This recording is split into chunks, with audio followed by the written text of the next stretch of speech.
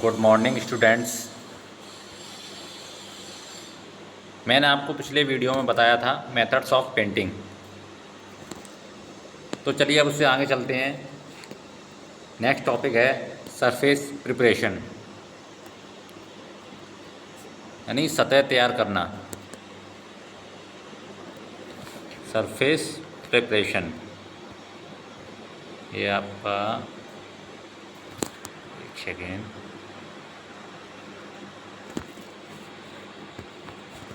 Surface preparation यानी सतह तैयार करना। इस क्रिया के अंतर्गत पेंट की जाने वाली जो सतह होती है उसको पेंट करने से पहले पेंटिंग के उपयुक्त बनाया जाता है ताकि उस पर सुगमता से पेंट किया जा सके और एक समान रूप से पेंट फैलाया जा सके। वरना क्या होता है, पेंट की जो परत होती है और सतह के बीच जो नमी रह जाती है तो इन स्थान पर फफोले टाइप में बन जाते हैं। आपने देखा होगा कि उसके अंदर एयर भर जाती है, कुछ वो उठे हुए भाग दिखते हैं, उनको बोलते हैं फफोले। इसके कारण जो पेंट होता है हमारा वो चटक कर टूटने लगता है। इसलिए पेंट करने से पहले जो सतह होती है उसको साफ़ और चिकना कर लेना चाहिए।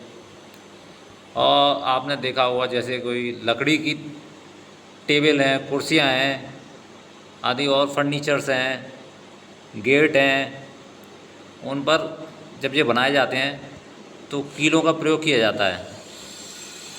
तो उन कीलों को सतह के अंदर ठोक देना चाहिए और सतह पर तेल, ग्रीस, मिट्टी, जंग आदि अनावश्यक पदार्थ नहीं होने चाहिए। यदि किसी पुरानी पेंट की हुई सतह को अगर आप दोबारा प्रलेप करना चाहते हैं तो सर्वप्रथम सतह को स्वच्छ जल और साबुन से साफ़ कर लेना चाहिए। यदि पुराना पेंट चटका हुआ है तो उसे खुरच कर निकाल देना चाहिए या रेगमाल से घिसकर साफ़ कर लेना चाहिए।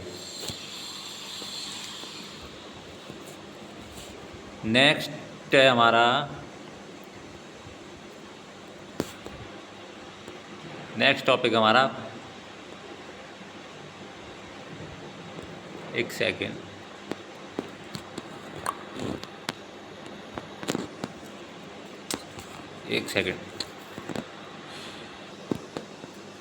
नेक्स्ट टॉपिक है हमारा पेंट अप्लाइड ऑन सरफेस, सतहों पर पेंट लगाना। वैसे तो पेंट लगाने की अनेक विधियां होती हैं, लेकिन कुछ विधियों के बारे में आपको डिटेल में बताऊंगा मैं। नंबर फर्स्ट है ब्रशिंग, ब्रश द्वारा पेंट लगाना। यह पेंट करने की सबसे पुरानी विधि होती है और आजकल भी इसका प्रयोग अधिकतर मात्रा में किया जाता है। पेंट करने से, इस विधि में पेंट करने से पहले ब्रश को 2 या 3 घंटे तक तारपीन है, मिट्टी का तेल आदि है, उसमें रखना चाहिए। उसके बाद ही ब्रश को प्रयोग करना चाहिए। ब्रश को पेंट में डुबाकर एक समान चलाना चाहिए, अन्यथा पेंट को सतह के ऊपरी भाग से लगाना शुरू करना चाहिए। जिससे क्या है, पेंट नीचे की तरफ बहेगा तो आपके निशान आदि नहीं बनेंगे। पेंट करने के बाद ब्रश को मिट्टी के तेल में या तारपीन के तेल में ही धोकर रखना चाहिए, जिससे कि हमारा ब्रश खराब नहीं होता। और अंतिम जो कोटिंग है या लेप है उसे करने से पहले सतह के पेंट की हुई सतह को बारीक रेगमाल से रगड़ देना चाहिए, जिससे अंतिम लेप करने पर जो भी सरफेस है उसमें अच्छी चमक आती है। Number second, by spray method, फुहार गन द्वारा फार गन, इसमें फार गन आपको मैं डायग्राम दिखा देता हूँ।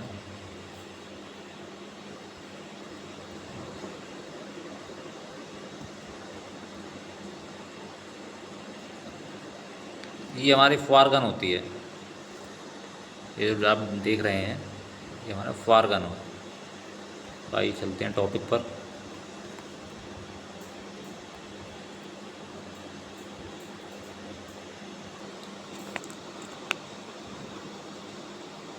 बाय स्प्रे मेथड, इस विधि के अंतर्गत पेंट जो होता है, पेंट को एयर कंप्रेसर के द्वारा हाई प्रेशर पर फुहार गन में भेजते हैं। फुहार गन की जो ट्यूब होती है, ये मैंने आपको डायग्राम दिखाया था, एक बार फिर दिखाता हूँ।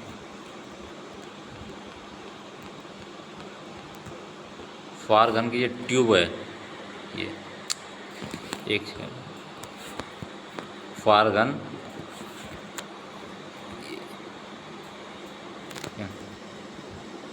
ट्यूब को, ये है ये,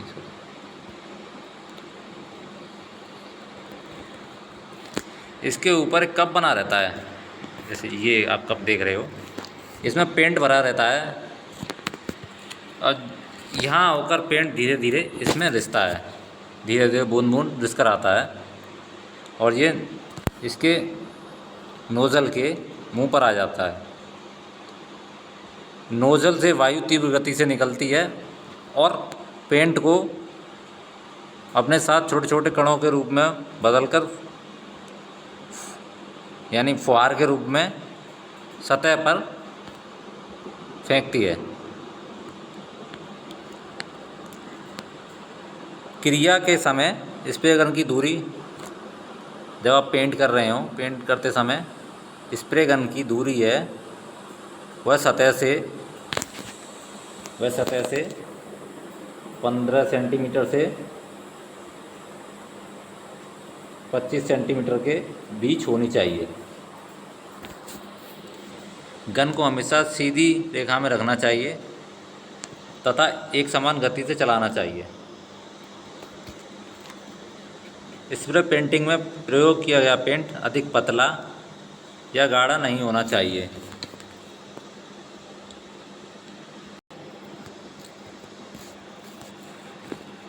next point, dip painting method. आपको पिछले वीडियो में मैंने एक डायग्राम दिखाया था डिप पेंटिंग का। अच्छा, तो डिप पेंटिंग होती क्या है? इस विधि में पेंट को एक टैंक में भरकर पेंट की जाने वाली वस्तुओं को उसमें डुबोते हैं। डुबाने के बाद वस्तुओं को बाहर निकाल लेते हैं और वस्तुओं से जो अतिरिक्त पेंट होता है वह बह जाता है। यह जटिल आकृति की वस्तुओं तथा खोखली वस्तुओं को अंदर से पेंट करने के उपयोग में की जाती है। ये विधि, इस विधि का उपयोग किया जाता है जहाँ अन्य विधियों से पेंट करना कठिन होता है। इस विधि का सबसे बड़ा दोष क्या है? ये सतह पर पेंट एक समान रूप से नहीं करती है और निचली जो उनकी सतह होती हैं वस्तुओं की, उन पर मोटी परत भी बन जाती है, ऊपरी सतह पर परत पतली रह जाती है और पेंट के बहने के निशान बन जाते हैं। और जो वस्तुओं के छोटे छोटे छिद्र होते हैं उनमें पेंट नहीं पहुंच पाता है, यह उन छिद्रों को केवल ढक पाती है। पेंट की गई सतह अच्छी फिनिश की नहीं मिलती।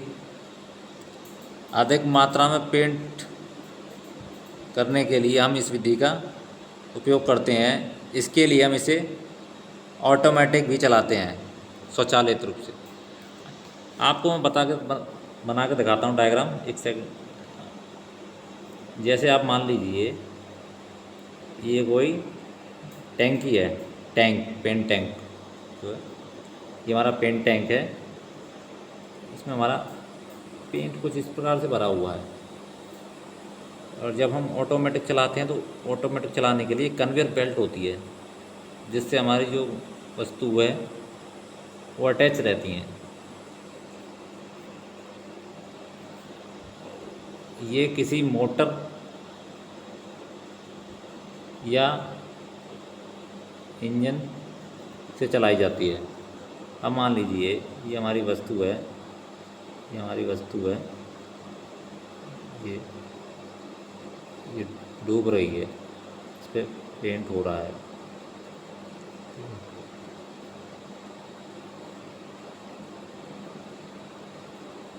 अब ये पेंट होने के बाद बाहर निकल के जा रही है, यानी वस्तु ऐसे आएगी, जैसे इसमें डिप करेगी और ये बाहर निकलेगी। जब ये बाहर निकलेगी तो इससे कुछ पेंट टपकेगा, जो पेंट टपकेगा इस इंक्लाइंड वे से होते हुए ये वापस टैंकी में चला जाएगा। जो ये कन्वेयर बेल्ट होती है इसको वाहक कहते हैं, वाहक कह लो या व्हीकल कह लो। अब तो आपकी समझ में आ गया होगा डिप पेंटिंग मेथड।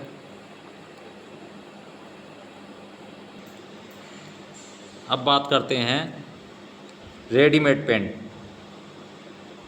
बने बनाए पेंट। जो मार्केट से बने बनाए पेंट आते हैं उनको रेडीमेड पेंट कहा जाता है। आजकल जो बने बनाए पेंट तैयार स्थिति में होते हैं वह डिब्बों या कनस्तरों में बंद बाज़ार में उपलब्ध होते हैं। ये विभिन्न प्रकार के कार्यों के लिए होते हैं और अलग अलग टाइप के कलर होते हैं, अलग अलग टाइप के रंगों में मिलते हैं। ये सूखे पाउडर के रूप में या गाड़ी लेई के रूप में मिलते हैं। अब प्रयोग करने से पहले इनमें पानी मिला लिया जाता है या कोई तारपीन का तेल मिला लेता है, अलसी का तेल भी मिलाया जाता है।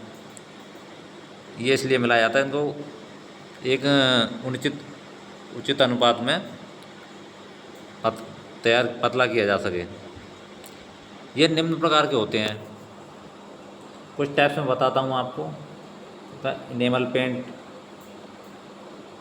प्लास्टिक पेंट, ये सुने होंगे आपने, distemper, emulsion paint, fire proof paint. ये 4-5 प्रकार के पेंट हैं, और भी होते हैं। जो मेन है वो मैंने आपको बता दिए हैं। ये बाज़ार से रेडीमेड मिलते हैं। अब नेक्स्ट टॉपिक हमारा टूल एंड इक्विपमेंट यूज्ड, प्रलेपन में उपयोगी औजार तथा उपकरण। इसमें हमारा नंबर फर्स्ट है वायर ब्रश। वायर ब्रश, इसकी सहायता से जो हमारी सरफेस होती है, वर्क सरफेस, उस पर जमी गंदगियों को रगड़कर आसानी से साफ़ किया जाता है। इसमें क्या होता है, इसका डायग्राम दिखा दूं मैं आपको पहले। ये इसका डायग्राम है, एक सेकंड। इसमें क्या है, एक लकड़ी का हैंडल लगा रहता है, जैसा कि आप ये देख रहे हैं, ये लकड़ी का हैंडल है और इस पर ये ऊपर लगे हुए हैं नुकीले, ये इसके इस्पात के तार हैं। ये खड़ी स्थिति में रहते हैं। ये भी नीचे लकड़ी का फ्रेम है। तो ये लोहे के या और किसी चीज़ के बने होते हैं। ये एकदम स्ट्रेट पोजीशन में रहते हैं। इनसे क्या है, रगड़कर गंदगी को साफ़ किया जाता है। सेकंड टूल्स है हमारा पेंटिंग ब्रश। जैसा कि आप चित्र में देख रहे हैं, पेंटिंग ब्रश, शायद अब सही दिख रहा होगा, एक सेकंड। पेंटिंग ब्रश, इसमें आपको 2 ब्रश दिखाई दे रहे हैं। ये हमारा कुछ गोलाई आकार में होता है और ये तुम्हारा स्ट्रेट रेक्टेंगल टाइप में। इसमें क्या होता है, एक कठोर लकड़ी का दस्ता होता है। ये जैसे कि आप लिखा हुआ है, ये दस्ते होते हैं। ये लकड़ी के बने होते हैं जिसमें फेरोल की सहायता से उपयुक्त लंबाई के बाल लगे होते हैं। ये हमारा फेरोल है, ये भी फेरोल है। इनकी सहायता से वायर जुड़े होते हैं। हेयर कह लो या बाल कह लो या वायर कह लो, वैसे हेयर कहना चाहिए, बाल यूज़ कर रहे हैं हम यहाँ पर। इनमें डिफरेंस इतना होता है कि ये इसकी शेप है वो गोलाई में होती है, और इसकी जो शेप है थोड़ा रेक्टेंगल टाइप में होती है। ये जो इनके बाल हैं ये सूअर तथा घोड़े के बाल के बने होते हैं। जो घोड़े के बाल वाले ब्रश होते हैं वह घटिया ब्रश होते हैं, क्योंकि इनकी पेंट पकड़ने की क्षमता बहुत कम होती है। और जो सूअर के बने वालों सॉरी सूअर के बनने वालों से ब्रश होता है उसकी क्वालिटी बहुत अधिक अच्छी रहती है। जो हमारे ब्रश हैं वो फ्लैट शेप में होते हैं, राउंड शेप में होते हैं। मतलब मैंने अभी बताया, जैसे ये ब्रश है हमारा, ये फ्लैट शेप में है, ये फ्लैट है हमारा, ये हमारा राउंड शेप में है, गोलाई में। ये फ्लैट शेप में या राउंड शेप में उपलब्ध होते हैं। ये हमारा फ्लैट एक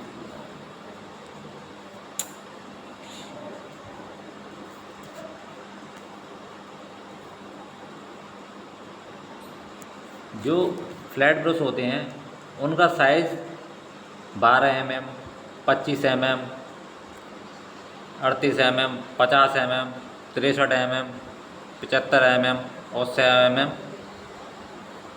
के करीब होता है।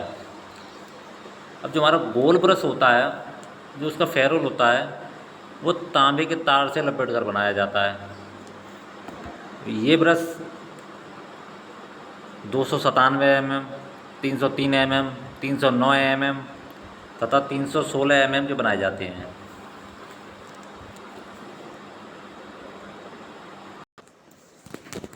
नेक्स्ट है हमारा टूल स्क्रैपर, खुरचनी। उसका डायग्राम मैं इसमें डालना भूल गया हूँ, तो मैं ऐसे ही बता देता हूँ उसको। स्क्रैपर क्या होता है? ये एक इस्पात या लोहे की पत्ती के रूप में होती है। आपने बहुत से लोगों ने देखा होगा, जब आप पेंट कराते हैं पेंटर से तो उसके पास 2 लोहे की पत्तियाँ रहती हैं दीवार रगड़ने के लिए, दीवार या सरफेस को रगड़ने के लिए, तो उनको स्क्रैपर कहा जाता है। उनका कार्य सतह से जमी हुई जो गंदगी है या एक्स्ट्रा मटेरियल है उसको खुरचने के काम आता है। नेक्स्ट पॉइंट है हमारा ट्रॉवेल। ट्रॉवेल इसको हिंदी बोलते कन्नी। ये हमारी ट्रॉवेल है, हिंदी में कहें तो कन्नी। यह मोस्टली जो राजमिस्त्री होते हैं, जो आपके घर रोड आदि बनाते हैं, उनको राजमिस्त्री कहा जाता है। ये उनका उपयोगी औजार होता है। इससे सीमेंट की सतहों पर डिस्टेम्पर करने के काम आता है। गड्ढा आदि में मसाले भरने का काम आता है। जो गड्ढे होते हैं उनमें मसाला इसी औजार की सहायता से भरा जाता है ताकि सतह एक समान हो जाए। इसमें एक लकड़ी का दस्ता लगा रहता है, दस्ता कह लो, हत्ता कह लो। ये देख रहे हो आप, जो लकड़ी का बना हुआ होता है, ये कुछ इस राउंड शेप में होता है। और जो ये हिस्सा है ये पान की आकृति का, इसे ब्लेड कहा जाता है। यह इस्पात का बना होता है।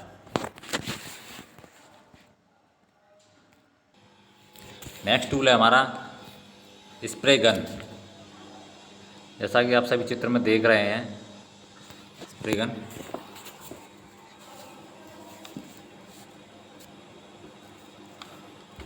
इसमें एक हैंडल लगा रहता है, ये हैंडल है। इसमें हॉज पाइप, जो हैंडल हमारा, इसमें हॉज पाइप कनेक्ट रहता है। जैसे कि आप नीचे देख रहे हैं हॉज कनेक्शन, ये हमारा कनेक्ट रहता है, जिसमें एयर कंप्रेसर से आने वाले हॉज पाइप का दूसरा सिरा जोड़ा जाता है। हत्थे में बने छेद द्वारा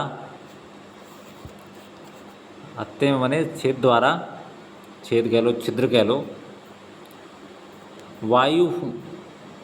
हिंदी में बताता हूँ और इंग्लिश दोनों में बताता हूँ मैं। हिंदी में कहेंगे वायु फुहार गन, इंग्लिश में कहेंगे एयर कंप्रेसर गन। तो एयर कंप्रेसर गन की जो मुंह होता है, नोज़ल होता है, मुख पर लगी नोज़ल तक पहुंचती है इसकी जो एयर है। गन के ऊपर एक पेंट कप लगा रहता है, जैसा कि आप देख रहे हैं ये हमारा पेंट कप रहता है, इसमें पेंट भरा जाता है। पेंट कप में एक छिद्र बना होता है, यहाँ एक होल होता है जो वायु मार्ग पर खुलता है। यहाँ एयर कंप्रेसर के द्वारा इसके मार्ग में आया हुआ पेंट छोटे छोटे कणों में विभक्त होकर, जब यहाँ से एयर आएगी, हाई प्रेशर पे आती है एयर, तो ऊपर से पेंट आएगा, तो ये जो पेंट है छोटे छोटे कणों में विभक्त हो जाता है, जिसे सतह पर फुहार के रूप में फेंकते हैं। जो गन होती है सरफेस के ऊपर फुहार के ऊपर में फेंकती है। नेक्स्ट पॉइंट है हमारा वायु संपीड़क या एयर कंप्रेसर।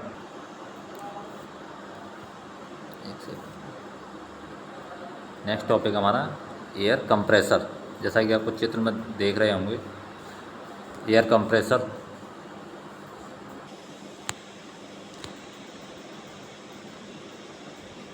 जैसा आप डायग्राम में देख रहे हैं, एयर कंप्रेसर, और ये जो हमने बताई थी अभी थोड़ी देर पहले स्प्रे गन, ये हमारे एयर कंप्रेसर से कनेक्ट होती है एक पाइप के द्वारा। स्प्रे पेंटिंग का एक सबसे महत्वपूर्ण यंत्र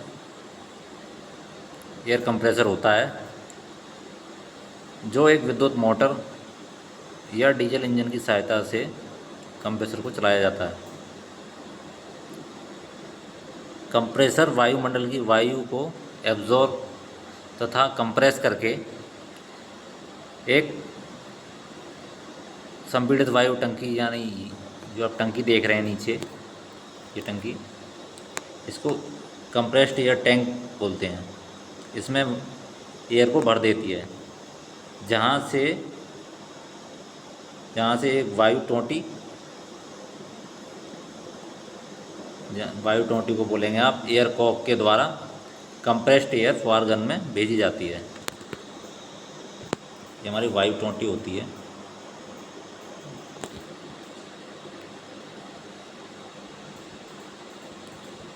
कंप्रेसर तथा मोटर एयर टैंक पर लगे रहते हैं, जैसा कि आप देख रहे हैं। ये हमारी मोटर है, ये कंप्रेसर है, दोनों हमारे टैंक के ऊपर लगे हुए हैं। वायु का प्रेशर मेज़र करने के लिए प्रेशर गेज भी लगा रहता है। जैसे आप ये देख रहे हैं छोटा सा ये हमारा प्रेशर गेज लगा रहता है यहाँ, जिससे कि हमारे टैंक में एक क्षमता, जितनी टैंक की क्षमता होती है उससे ज़्यादा एयर ना हो। अगर ऐसा होता है तो हमारा टैंक फटने के चांसेस ज़्यादा रहते हैं। तो उसके भी एक सॉल्यूशन है कि हमारा टैंक ना फटे। उसके लिए हम एक सेफ्टी वाल्व लगाते हैं इसमें, टैंक में यही सेफ्टी वाल्व लगाते हैं इसके बराबर में, जिससे क्या होता है कभी कभी एयर इसके एक कैपेसिटी के हिसाब से ज़्यादा बढ़ जाती है, तो वो जो हमारा सेफ्टी वाल्व होता है वो निकल जाता है स्वतः ही, जिससे कोई दुर्घटना होने से बचा जा सकता है। इसके नीचे एक निकास टोंटी होती है, एग्जिट कॉक। ये इसका कार्य यह होता है, जो भी हमारे टैंक में गंदगी, अन्य द्रव होते हैं, उनको समय समय पर बाहर निकाला जा सके।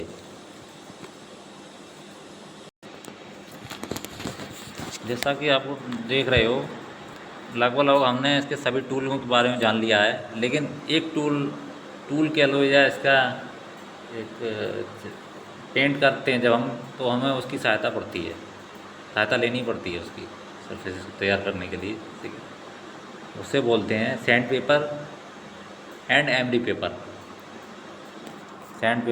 MD paper. यह लकड़ी तथा इस्पात की सतहों को पेंटिंग से पहले सरफेस को रगड़कर चिकना करने के काम में लाया जाता है। जो सैंड पेपर होता है वह सामान्यतः खाकी कलर का होता है। जैसा आपने देखा होगा, अभी दुकान पर लेने गए होंगे तो उसका जो कलर होता है वो खाकी रंग का होता है। और एमरी पेपर का रंग काले या भूरे रंग का होता है। जो ये सैंड पेपर बनाए जाते हैं, इनके ऊपर ये सैंड पेपर एक कागज़ या कपड़े के ऊपर जो हमारे एब्रेसिव मटेरियल्स होते हैं, उनके ग्रेन्स होते हैं, बारीक बारीक कण, उनको किसी ग्लू की सहायता से चिपकाकर बनाते हैं। कोई कपड़ा ले लिया, इसके ऊपर ग्लू लगा दिया हमने, उसके ऊपर हमारे एब्रेसिव मटेरियल को चिपका देते हैं। एब्रेसिव मटेरियल, अपघर्षक, उसको तो सैंड पेपर इस तरीके से बनाया जाता है। अब अपघर्षक पदार्थों के रूप में हम किसका यूज़ करते हैं? ग्लास है, सिलिकॉन कार्बाइड है, एल्यूमिनियम ऑक्साइड है। इन पदार्थों का पाउडर होता है, उनके दानों के साइज़ के आधार पर ये विभिन्न श्रेणी या विभिन्न ग्रेड के बनाए जाते हैं। आप कभी दुकान पर लेने जाते होंगे तो आप वो जो शॉपकीपर है आपसे पूछता होगा आपको किस ग्रेड का, किस नंबर का आपको रिगमाल या सैंड पेपर चाहिए। अब जो मोटे कणों वाले सैंड पेपर होते हैं वो मोटी घिसाई के काम में आते हैं, और जो महीन कणों वाले सैंड पेपर होते हैं वो बारीक घिसाई के लिए प्रयोग किए जाते हैं। अब इसी आधार पर इनके ऊपर नंबर लिखे रहते हैं। जैसे आपने देखा होगा सैंड पेपर के ऊपर जहाँ खाकी कलर होता है वहाँ नंबर लिखे रहते हैं, 0, 0.5, 1, 1.5, 2, 3 आदि नंबर, इस टाइप के नंबर लिखे रहते हैं। रेगमाल का जितना नंबर कम होता है वह उतना ही बारीक दाने वाला होता है। नेक्स्ट पॉइंट है हमारा कॉजेस ऑफ पेंट फेलियर, प्रलेप की असफलता के कारण। नंबर फर्स्ट है इसमें क्रैकिंग,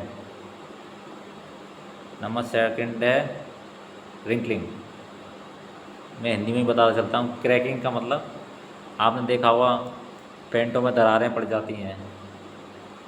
नंबर सेकंड, पेंट में कहीं कहीं सिकुड़न, जैसे आपका कपड़ा सिकुड़ता है वैसे उसी तरीके के आपको वहीं पेंट भी मिलता है सिकुड़ा हुआ, उसको बोलते हैं रिंकलिंग। उसके बाद है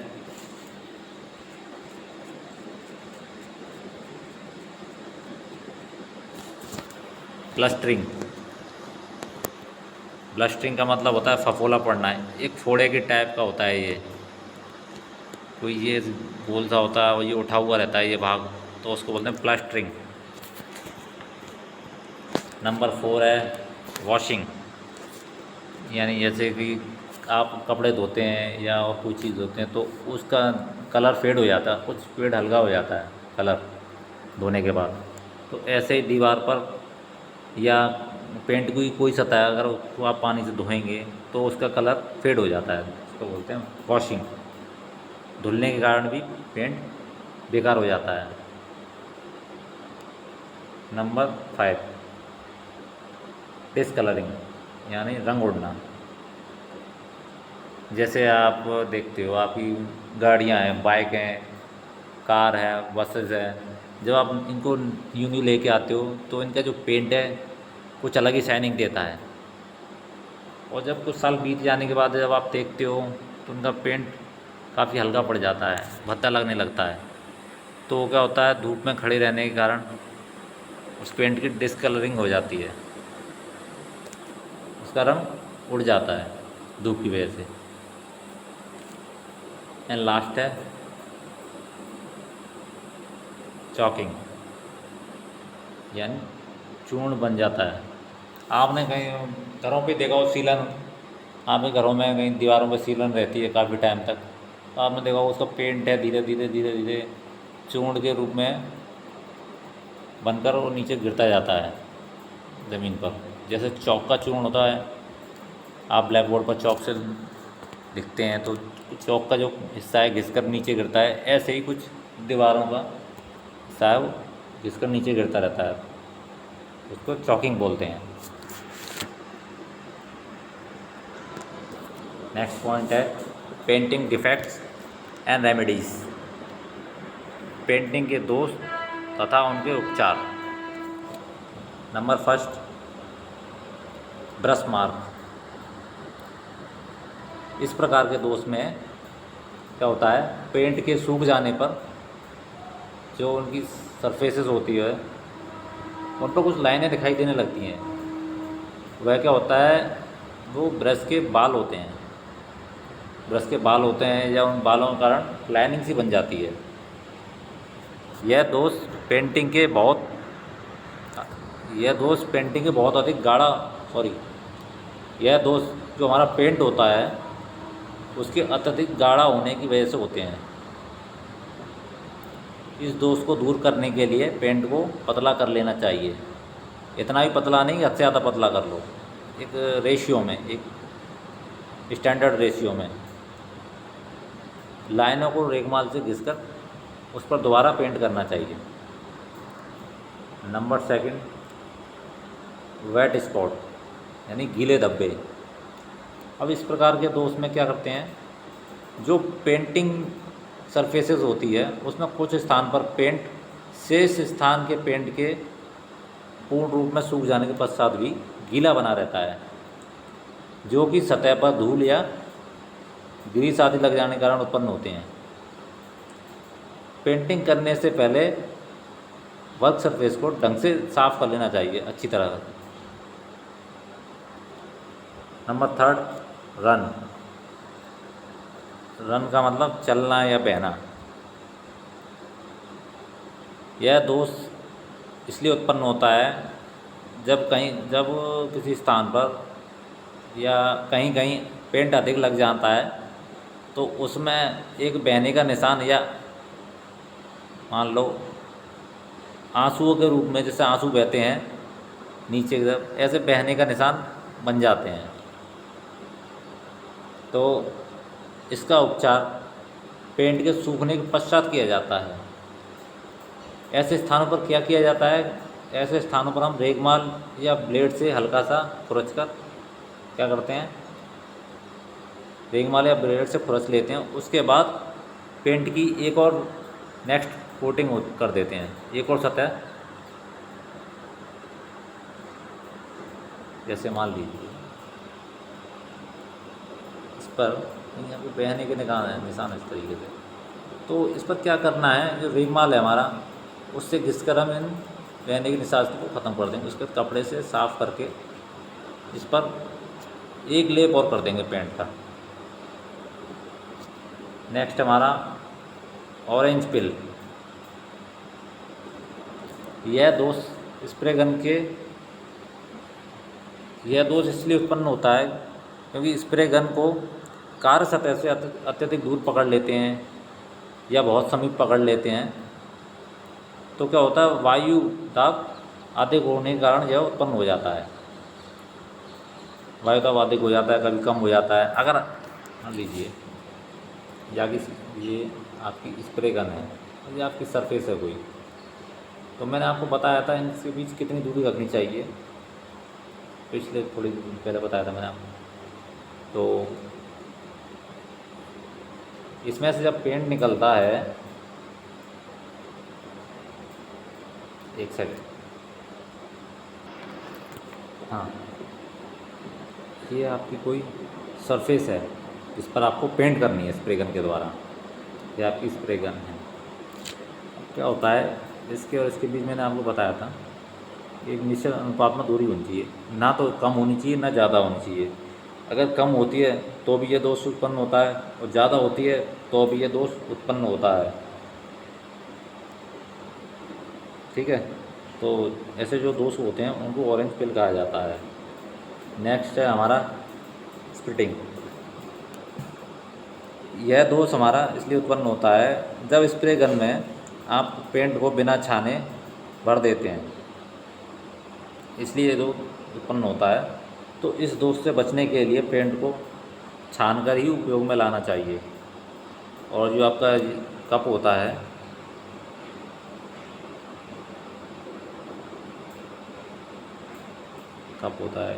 जैसे आप मैनुअल तरीके से करेंगे पेंट तो भी छानना चाहिए आपको पेंट। अगर आप स्प्रे गन के द्वारा कर रहे हैं तो जो उसका कप होता है उसको अच्छी तरीके से कपड़े से साफ़ कर लेना चाहिए अंदर से, या एयर से साफ़ कर लेना चाहिए, एयर प्रेशर से, जिससे कोई गंदगी उसमें ना रहे। तो चलिए आज के वीडियो में इतना ही। नेक्स्ट वीडियो में हम जानेंगे पॉलिशिंग एंड वार्निशिंग के बारे में। तब तक के लिए जय हिंद, जय भारत।